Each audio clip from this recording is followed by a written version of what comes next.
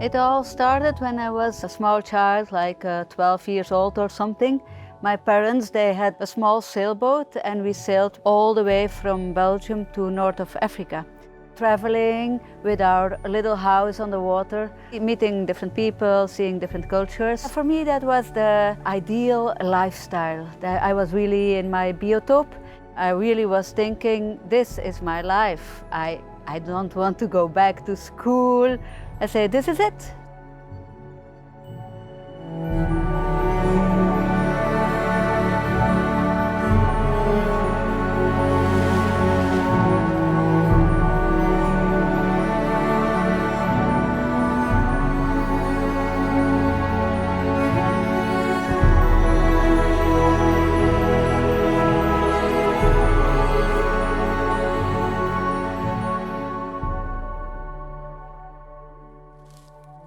My father, he had a very bad car accident. He lost his leg and he had brain damage. His life changed in 30 seconds. That triggered me seriously. You really have to live in the moment. Don't say mañana, mañana, or I wait till retirement. No. If you want to do something, it's better you do it now, because tomorrow can be too late. I said, okay, I have this dream. It's my top priority, so let's go for it, let's do this. Maybe I can traveling around the world like a backpacker over the sea, aboard other boats, but I feel very fast that this is not the way I like, because I was not the captain, it was not my boat. And there was another thing that was very annoying. Some captains, they were doing things that I really didn't like or I was totally not interested in. I discovered that it's not gonna work for me, so we go to plan B, buy my own boat and be the captain myself. I gave myself like 20 years to prepare everything, saving money, looking for a boat, and doing a lot of training. It was very funny because I was always the only girl in a whole classroom of boys. For the whole STCW, we were with 400 candidates, and there were really 399 male, and I was the only female. A lot of my friends, they all had the same dream, so everyone wanted to sail around the world. The closer I came to the moment of departure, the more they were surprised that I was really going to do this. It's fun to dream away, but it's easy to stay in your safe comfort zone. So that was quite a moment of feeling a little bit lonely. I never was afraid of storms or technical or financial problems or health problems or whatever. I was really afraid of being alone. I never was alone before. So I think the longest time I was alone was maybe like 24 hours or something, or maximum 48 hours. I had moments of doubting. And then luckily there was kind of friend and he say, listen, try it, at least try it. If you don't like it, you can come back, at least you try it. The departure was one big relief. Finally, I go. After so many years of dreaming, preparing, I could keep going.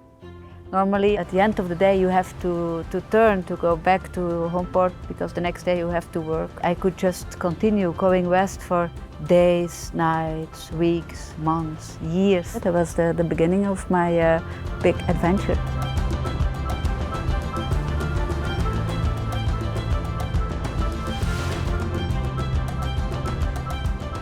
I arrived in the Caribbean after I did whole Europe and Africa, and I crossed the Atlantic Ocean. So there was 6 years of almost non-stop sailing. But it was very intense sailing with my lucky bitch, and really I loved it. So it was really the fulfillment of my dream. So wow, this is the best thing you can do in life. Can you imagine? You drop your anchor at your private island.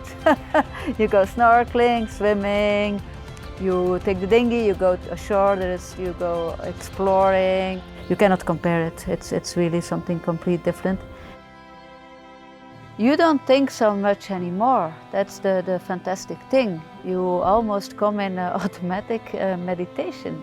You are disconnected from the land and all the impulses from outside are away. It's just you, the boat and the water. Every day I more enjoyed being alone. I learned being alone. We are absolutely not used to it anymore. You discover things about yourself you never know before. It's confronting, but it starts getting interesting. Being alone is not the same as loneliness.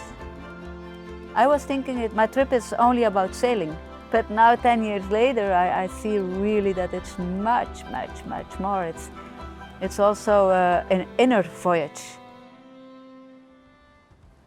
Sailing as a single hand, it is really a lot of work. You have to do everything yourself. Luckily I have the autopilot, so I can leave the steering wheel. I go to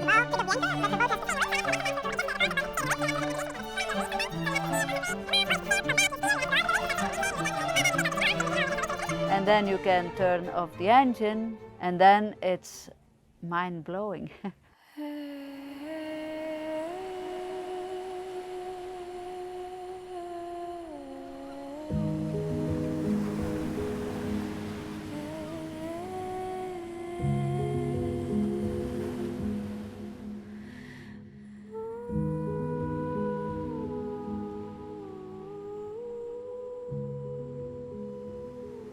It's a lot of work for only one person with only two hands, one head. Sometimes at the end of the day I'm exhausted, and then I still have to cook because I'm hungry. So that's sometimes really tough. Remember, paradise is not for free. Of course, it's not always easy.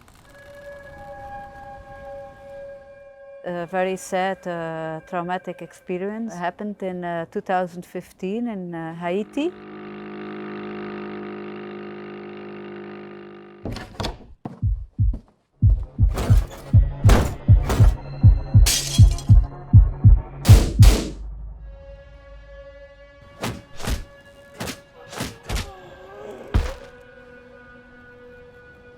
Pirates came aboard in the night and I was alone. I never felt so much fear in my whole life. I was really thinking this is the end. I survived the whole attack, which was really very, I was very close to the death.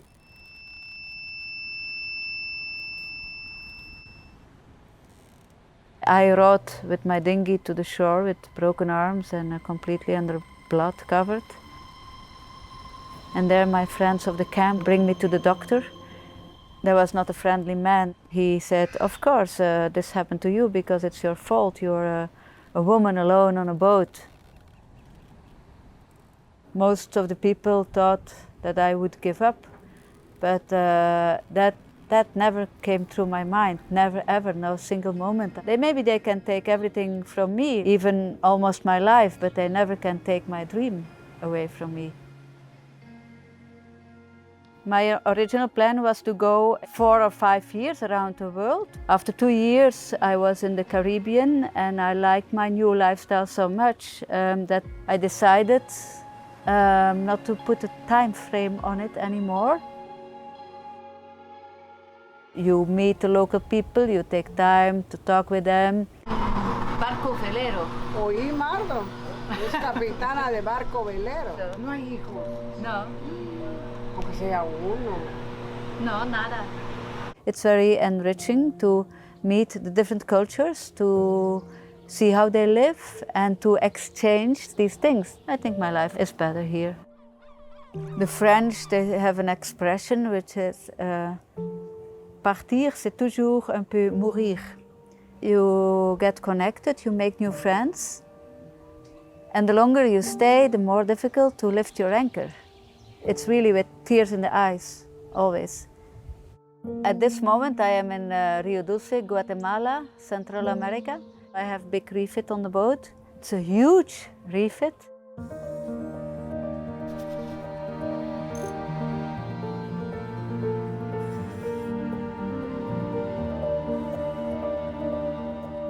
It's not that easy. It's a big challenge once again. We will see where we go. We will see. Maybe I will become the oldest single-hand female sailor in the world. Imagine you're still doing this when you're 100 years old.